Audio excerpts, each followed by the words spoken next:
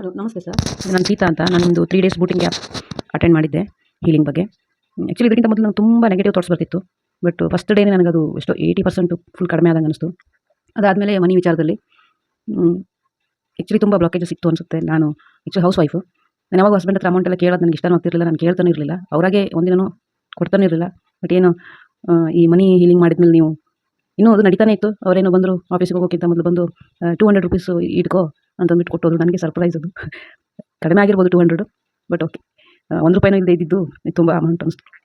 ಆಮೇಲೆ ನನ್ನ ಚಿಕ್ಕ ಇಬ್ಬರು ಮಕ್ಕಳಿದ್ದಾರೆ. ಯಾವಾಗಲೂ ಬೆಳಗ್ಗೆ 5ರಿಂದ 7 ಗಂಟೆವರೆಗೂ ಒಬ್ಬಳು ಚಿಕ್ಕವಳು 2 ವರ್ಷದವಳು ಸ್ವಲ್ಪ ರಗಳೆ ಮಾಡ್ತಾಳೆ. ಇನ್ನು ಬ್ರೇಕ್ಫಾಸ್ಟ್ ಎಲ್ಲ ಮಾಡೋಕ್ಕೆ ಕೊಡ್ತಿರಲಿಲ್ಲ. ಬಟ್ ಈ 3 ಡೇಸಲ್ಲಿ ಅವಳಿಗೆ ಏನಂದ್ರೆ ಏನೂ ಡಿಸ್ಟರ್ಬ್ ಮಾಡಿಲ್ಲ. ಸುಮ್ಮನೆ ಮಲಗಿಬಿಟ್ಟಿದ್ಲು.